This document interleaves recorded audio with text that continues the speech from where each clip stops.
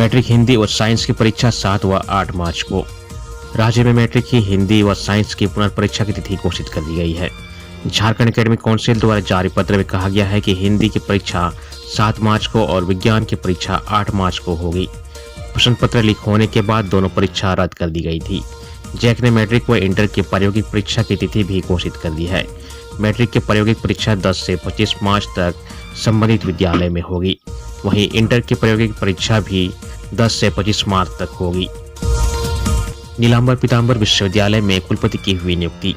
Professor Dinesh Kumar Singh को नीलांबर पीतांबर विश्वविद्यालय मेदिनीनगर और प्रोफेसर अंजलि गुप्ता को कुल्हान विश्वविद्यालय चाईबासा का कुलपति बनाया गया। राज्यपाल के निर्देश पर उनके अपर मुख्य सचिव डॉक्टर नितिन मदन कुलकर्णी ने शुक्रवार को अधिसूचना जारी कर दी है।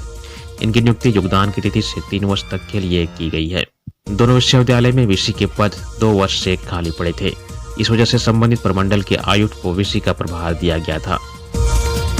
दिसंबर माह तक बनकर तैयार हो जाएगा शेख भिखारी मेडिकल कॉलेज। विधानसभा के बजट सत्र में शुक्रवार को स्वास्थ्य मंत्री डॉक्टर इरफान अंसारी ने कहा कि हजारीबाग में शेख भिखारी मेडिकल कॉलेज के भवन निर्माण का कार्य चल रहा है। दिसंबर तक मेडिकल कॉलेज का भवन बनकर तैयार हो जाएगा। इसके बाद सदर अस्पताल का लोड कम हो जाएगा। डॉक्टर इरफान अंसारी ने विधायक प्रदीप प्रसाद की ओर से पूछे गए तारांकित प्रश्न पर यह जानकारी दी। उन्होंने कहा कि विधायक ने सदर अस्पताल में कियोस्क बना दिया गया है। मैथन झील के लिए टूरिस्ट गाइड की होगी बहाली, शुरू हुई प्रक्रिया। धनबाद जिले के युवाओं को पर्यटन विभाग की ओर से रोजगार का मौका दिया जा रहा है। पर्यटन को बढ़ावा देने के लिए यह महत्वपूर्ण कदम उठाया गया है। इसके तहत विभाग ने जिले के अधिसूचित पर्यटन स्थलों पर गाइड की नियुक्ति करने का निर्णय लिया है। इसका उद्देश्य पर्यटकों को स्थानीय इतिहास, संस्कृति और महत्वपूर्ण स्थलों के बारे में सटीक जानकारी देना है। गाइडों को प्रशिक्षित किया जाएगा ताकि वे पर्यटक को बेहतर जानकारी दे सकें और पर्यटन स्थलों की लोकप्रियता को बढ़ा सकें। जिला पर्यटन नोडल पदाधिकारी उमेश लोहरा ने बताया कि गाइड की नियुक्ति से जिले के पर्यटन स्थलों को एक नया आयाम मिलेगा। कर्मचारियों के लिए स्वास्थ्य बीमा योजना लागू। राज्य के कर्मचारियों का स्वास्थ्य बीमा योजना लागू हो गया है। राज्य के कर्मचारी 1 मार्च से इसके पोर्टल पर आवेदन कर सकते हैं। बीमा में कर्मचारियों के लिए इलाज को लेकर खर्च की कोई सीमा नहीं रखी गई है। गंभीर रूप से बीमार कर्मी और उसके आश्रित के इलाज में पूरी राशि का खर्च बीमा कंपनी से प्राप्त कर सकते हैं। विधानसभा सभागार में शुक्रवार को मुख्यमंत्री हेमंत सोरेन ने इसे लागू किया। इसका लाभ करीब 1,63,000 कर्मियों के अतिरिक्त सेवानिवृत्त कर्मियों को भी मिलेगा। स्कीम के लाभुक विधायक और उनके परिजन और अधिवक्ता भी होंगे। समारोह में मुख्यमंत्री ने कहा कि आज का दिन बहुत ही महत्वपूर्ण है। 15 जिलों के 30 निकायों का ओबीसी सर्वेक्षण हुआ पूरा। राज्य के कुल 48 नगर निकाय में 35 नगर निकायों ने 28 फरवरी तक ओबीसी सर्वेक्षण कर राज्य पिछड़ा वर्ग आयोग को रिपोर्ट सौंप दी है, जबकि 13 निकायों की रिपोर्ट आनी शेष है। वहीं राज्य के 15 जिलों में 30 नगर निकायों ने ओबीसी सर्वेक्षण का कार्य पूरा कर लिया है। धनबाद, गुमला, लोहरदगा, सिमडेगा, लातेहार, चतरा, गुदमकार, पाकुड़, रामगढ़, जामताड़ा, पलामू, पूर्वी सिंहभूम, गिरिडीह, पश्चिम सिंहभूम व गढ़वा के नगर निकायों ने पिछड़ा वर्ग आयोग की रिपोर्ट सौंप दी है। वहीं 3 जिलों गोड्डा, साहेबगंज व सरायकेला खरसावां के 8 में से 5 निकायों ने सर्वे पूरा कर आयोग को रिपोर्ट दे दी है। इन जिलों के 3 निकायों में ओबीसी सर्वेक्षण अभी भी जारी है। इन निकायों ने 3 मार्च तक आयोग को रिपोर्ट सौंपने की बात कही है। कोतवाली थाना के दारोगा को एसीबी ने 5,000 रुपये घूस लेते हुए किया गिरफ्तार। कोतवाली थाना में पोस्टेड 2018 बैच के सब इंस्पेक्टर ऋषिकांत को 5,000 रुपये रिश्वत लेते शुक्रवार को एसीबी ने गिरफ्तार किया है। गिरफ्तारी महिला थाना परिसर से हुई है। वह रातूचट्टी निवासी ओमशंकर गुप्ता से रिश्वत के रुपये ले रहे थे। एसीबी के अधिकारियों के अनुसार ओमशंकर गुप्ता ने एसीबी में लिखित आवेदन देकर बताया था कि उसके खिलाफ 6 नवंबर 2024 को आर्म्स एक्ट के तहत केस दर्ज हुआ था। इस केस में वह वर्तमान में जमानत पर है, लेकिन केस में गिरफ्तारी के दौरान पुलिस ने ओमशंकर से एक मोबाइल फोन भी जब्त किया था। इसी मोबाइल फोन को रिलीज करने के लिए कोर्ट में एनओसी भेजने के लिए केस के अनुसंधानक अब सब इंस्पेक्टर ऋषिकांत ने रिश्वत की मांग की थी।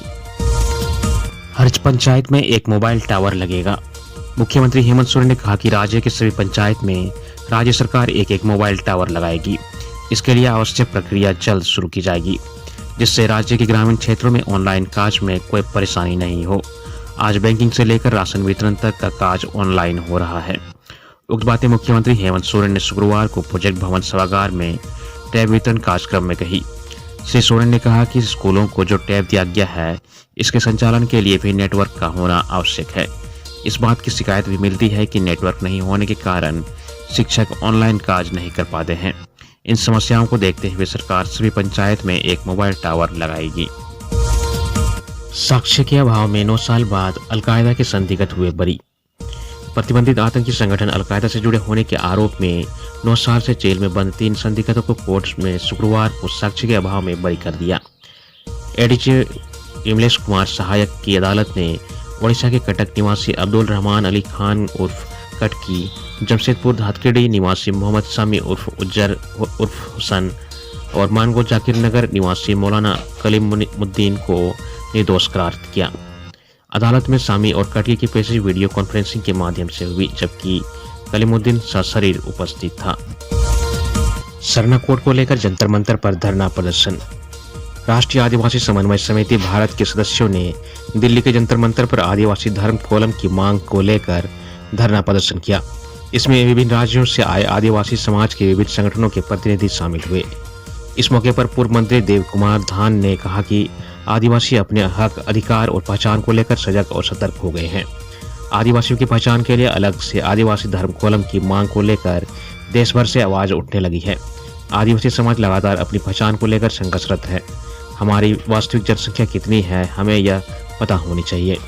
केंद्र सरकार से हमारी आग्रह है कि जल्द से जल्द जनगणना प्रपत्र में आदिवासियों के लिए अलग से आदिवासी धर्म कोलम दिया जाए। इस दौरान प्रधानमंत्री और गृह मंत्री के नाम मांगों से संबंधित ज्ञापन सौंपा गया। चमोली में ग्लेशियर टूटने से 57 मजदूर फंसे।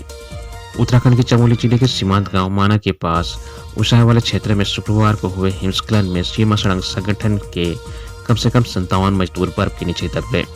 इनमें से 33 को निकाल लिया गया, जबकि 24 मजदूर अब भी फंसे हुए हैं। हादसा शुक्रवार की सुबह हुआ।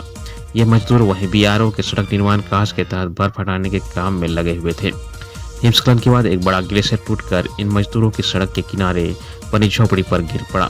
यह घटना भारत चीन सीमा के पास से हुई है। प्रदेश के मुख्य सचिव राधा रतूड़ी ने बताया कि फंसे हुए मजदूरों को निकालने का प्रयास जारी है।